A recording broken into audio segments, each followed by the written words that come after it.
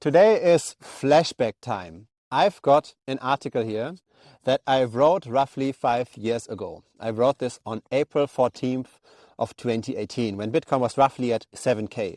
So Bitcoin was rallying right up until the beginning of 2018 to 20K. And then it dropped. It dropped to 7K. And at that time, I started buying. I bought every month into Bitcoin. And unfortunately, the 7K was not the bottom, right? Bitcoin went further down to 3.5K, made another 50% drop. But I continued buying in. And this is the hard part. It's the hard part to continue buying when everybody around you says you should rather sell, right? Bitcoin is over. It will not recover anymore. You need to have strong enough of a fundamental opinion on this, strong enough of a fundamental conviction to continue buying. And that fundamental idea around Bitcoin is in this one-pager, in this personal blog post that I wrote at the time. So in this video, I want to read through this blog post. My opinion around Bitcoin in these 5 years has not changed much, but I also want to give a little bit of input of how things might have changed since then. There are a few little nuances that have changed, but overall the fundamental direction has not changed. And so yeah, let's have a little flashback session and read through this. So the title of the blog post is Bitcoin, Hate It, but Own It. April 14th, 2018. Bitcoin is very opinionated. Is it the future of money or is it a pyramid scheme? You can read endless content. You can try to understand.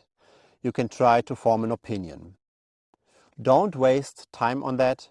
Your opinion does not matter. The smartest and richest people on this planet are in disagreement.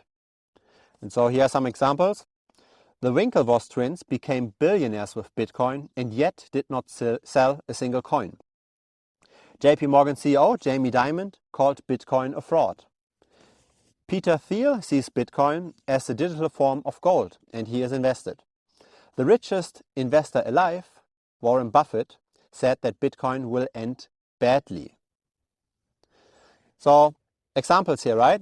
Top people in the investment game, Jamie Dimon, Warren Buffett are against this. On the other hand, Winklevoss twins and Peter Thiel, also very strong investors, very strong VCs, they are pro. So you, the part-time investor, have zero edge here. Or in other words, you have zero advantage in terms of knowledge of how to assess Bitcoin. Do you think with your limited time and investment skills, you have any chance of forming a more sophisticated opinion compared to the likes of Peter Thiel? Of course you don't. And that's why you should not value your own opinion. There is dissent among the best. So there are very good reasons on either side. Being in the same boat with the winners is a winning strategy. The fact that some top people are invested in Bitcoin means that you should be as well. So what's the idea here? The general idea, this is by the way not yet finished, the general idea is that you don't have to necessarily be smarter than the rest. You don't have to necessarily come up with the result that Bitcoin will be the next digital gold. You don't have to study the technology that much. You can simply just use the heuristics. You can say, when people with billions of dollars are in for it, and you respect those people, maybe you should have some kind of allocation as well. On the other hand, there are people against this, but who knows who's right? There is a certain chance when the smartest people on the planet are right, there is a certain chance that there's something behind it. So you don't necessarily have to try to outcompete in terms of reasoning, in terms of being informed, the best people on the planet. If you have certain smart people with a lot of research resources behind this, you can take this simply just for yourself as an advantage. You can say, okay, these people are invested, they put all the billions in it, so maybe I should be at least to a certain fraction allocated. So it continues. Being in the same boat with the winners is a winning strategy. The fact that some top people are invested in Bitcoin means that you should be as well. You don't need to switch careers and become a blockchain consultant. You don't need to put your retirement savings into crypto. but you don't want to miss an entire disruption. You don't want to completely ignore what has already become hundreds of billions in market value. You don't want to bet against any of the smartest people on the planet. Diversify your investments. You have no idea how Bitcoin will play out. Nobody knows. Your investments need to reflect that uncertainty. So again, you're buying in every month, not because you think you will be the winner and you are much smarter than Warren Buffett. You're buying in every month because there are a subset of investors that are very smart that also put in. So you're just simply following the winners, right? Being in the same boat as the winners is a winning strategy because winnings normally correlate over time, right? They are somewhat consistent. When somebody is a very good investor in year A, they're probably going to at least somehow outperform year B. The skill doesn't randomly fluctuate. It's not like somebody that was good yesterday is suddenly going to collapse tomorrow.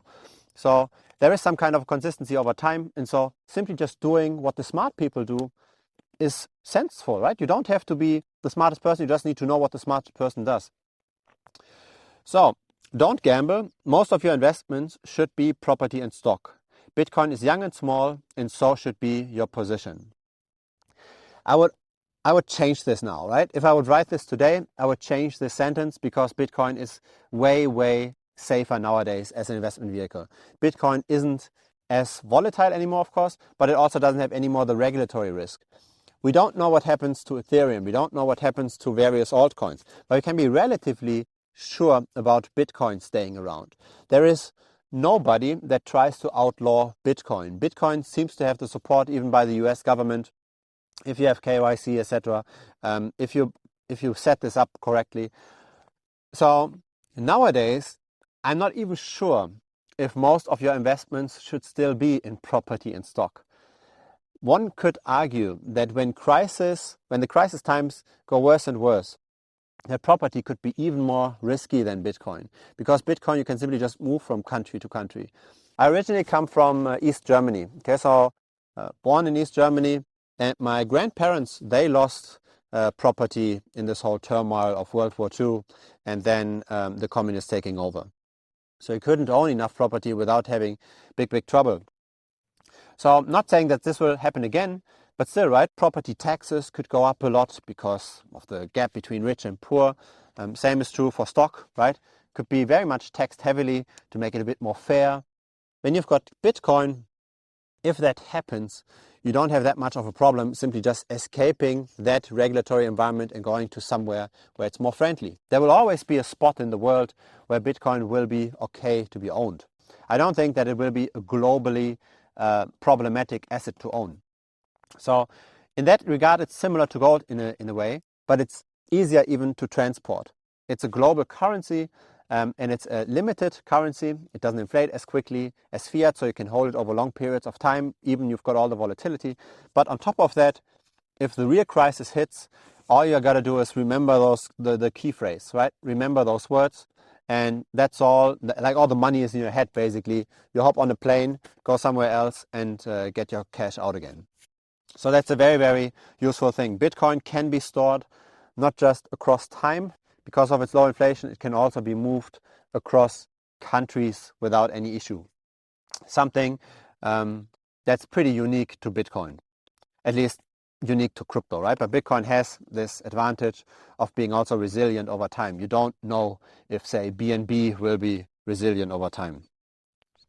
So it goes on. Take advantage of Bitcoin's high volatility. Use the cost average effect by buying a small quantity each month. So that's what I did. I diversified over time, so to speak. I did not decide on day one, I want to put in 100K in Bitcoin and hope that it goes up.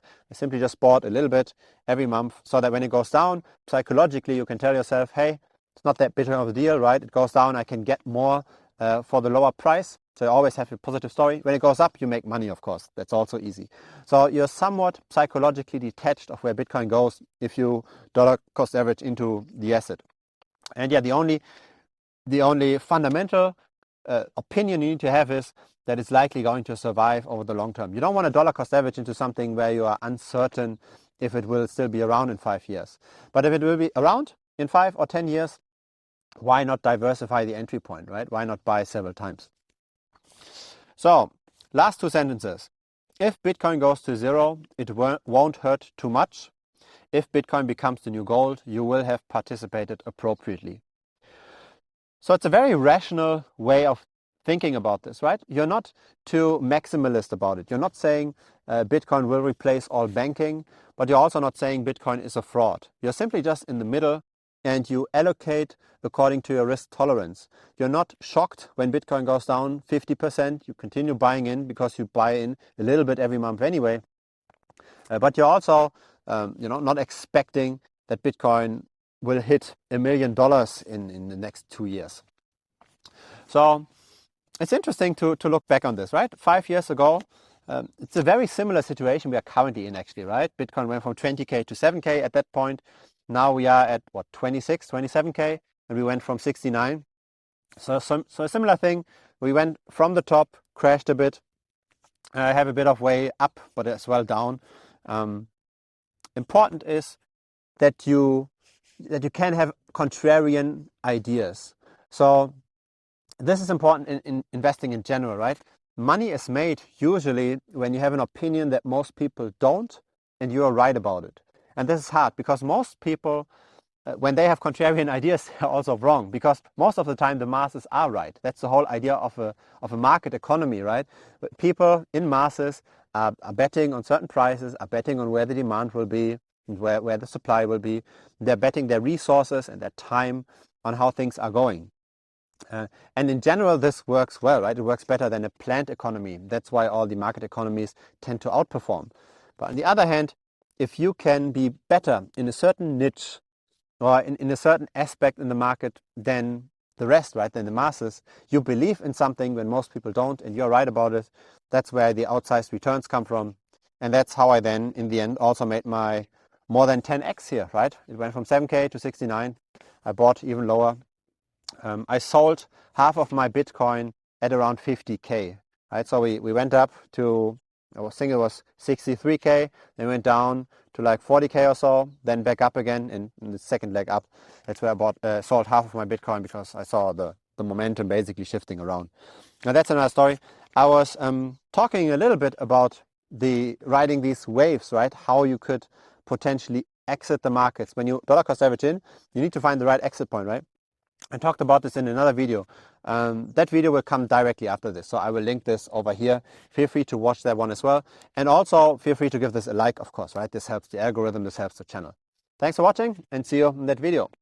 Bye-bye.